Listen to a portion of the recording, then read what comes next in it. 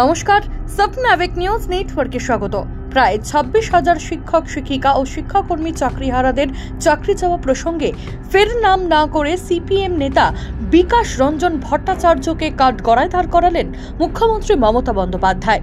এমনকি উত্তরবঙ্গ সফরের আগে বিকাশ ভবনের সামনে আন্দোলনরত চাকরিহারাদের কার্যত হুঁশিয়ারি সুরে মানবিক হওয়ার অনুরোধ জানালেন তিনি।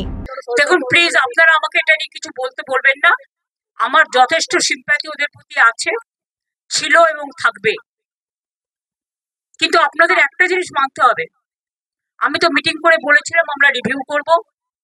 কোর্টের ব্যাপারে আমাদের আইন মেনে চলতে হয়, একটা বাধ্যবাধকতা থাকে, এটা সবাইকে বুঝতে হবে। এবং আমাদের দিক থেকে আমরা রিভিউ পিটিশন করেছি। যদি রিভিউ পিটিশন অ্যালাউ করে ভালো কথা। আমরা চাইবো, আমাদের আইনজীবীরা চাইবেন তাদের মতো যাতে ওদের চাকরি থাকে। কিন্তু সেখানে কোর্ট যদি কোনো ডিসিশন নেয় তাহলে আমি বলতে পারি না যে আমি মানবো না, কারণ কোর্টের ডিসিশন মানতে আমরা বাধ্য। কিন্তু সেক্ষেত্রে এখনো পর্যন্ত কারো মাইনে বন্ধ হয়নি। এমনকি গ্রুপ সি গ্রুপ টি যারা টাকা পাবে না তাদের জন্য একটা স্কিম করে টাকা দেওয়া হচ্ছে। তার উপরে আমি জানি না, আমার একটা জিনিস খুব খারাপ লাগে, যারা উস্কাচ্ছে তারাই কিন্তু মামলাটা করেছে ওদের বিরুদ্ধে। চাকরিগুলো কিন্তু আমাদের জন্য যায়নি। চাকরিগুলো যাদের যাবার পথে দাঁড়িয়েছে সেটার জন্য দায়ী যারা, আমি তাদের বলবো এটা না করলেই পারতেন। যারা চাকরি খেয়েছে তারাই যদি আজকে নাটের গুরুরা যদি আজকে তাদের স্বার্থ রক্ষার গুরু হয়ে যায়, সেখানে আমার আপত্তি আছে। তাদের রাজ্য সরকারকে বিশ্বাস করা উচিত ছিল। আমি নিজে ওদের সাথে মিটিং করেছি। শিক্ষকদের কাছ থেকে আমরা মিনিমাম সম্মান, সৌজন্য এটুকু প্রত্যাশা করি। রাজনীতির ঊর্ধ্বে থেকে তারা সমাজকে সেবা করুক, বাচ্চাদের শিক্ষা দিই। সবাই সমান নয়, কথাও আমি নিশ্চয়ই বলবো। অনেকে কাজও করছেন, তাদের সম্বন্ধে আমাদের কোনো অভিযোগ নেই। যারা আন্দোলন করছেন তাদের সম্বন্ধে আমার কোনো অভিযোগ নেই। আমার অভিযোগ একটাই, কাউকে আটকে রাখা জোর করে যায় না, রাস্তা অবরোধ করে মানুষের ক্ষতি করা যায় না, এটা কারো কাজ নয়। এবং এতে বাইরের লোকেরা আছে।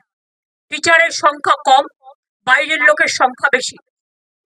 এই তো দেখছেন, মেয়েরা বলছে প্রেগনেন্ট মাদার বাড়ি যেতে দিচ্ছে না। অফিসে কাজ করছে তাকে 14 ঘন্টা, 18 ঘন্টা, 20 ঘন্টা আটকে রেখে দেওয়া হয়েছে। একটি মেয়ে পরীক্ষা দিতে গেছে, পরীক্ষার্থী, সে বারবার বলেছে আমি বাড়ি যাব, আমার বাড়ির লোক চিন্তা করবে। তাকে নামতে দেওয়া হয়নি, বেরোতে দেওয়া হয়নি, এবং সে ভয়ে লাফ দিয়েছে। তার পায়ে চোট আছে, সে হসপিটালে ভর্তি হয়েছে। মনে রাখতে হবে না, আগে আমরা মানবিক মানুষ। মানবিকতাকে শ্রদ্ধা করলে তাকে ভালোবাসা যায়, তাকে সম্মান করা যায়। আমি আন্দোলনের বিপক্ষে নই, কিন্তু আন্দোলন করারও একটা লক্ষ্মণ রেখা আছে।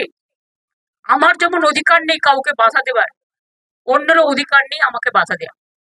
আমি তো বলবো আপনারা এখানে না করে আইনে লড়াই করুন, আমরা পুরো সাহায্য করি। আমরা নিজেরাও তো করছি, আমাদের সাধ্যমতো আমরা করছি। আমরা তো ওদের বিপক্ষে নই। কিন্তু কোন রাজনৈতিক দল যদি মনে করেন রাজনৈতিক দল জল ঘোলা করবেন, তাহলে সেই রাজনৈতিক দলকে আমার কোয়েশ্চেন থাকবে, কোর্টে কি কেসটা তো আপনারা করেছিলেন, এটা করা কি ঠিক ছিল? জাস্ট এই পর্যন্ত না।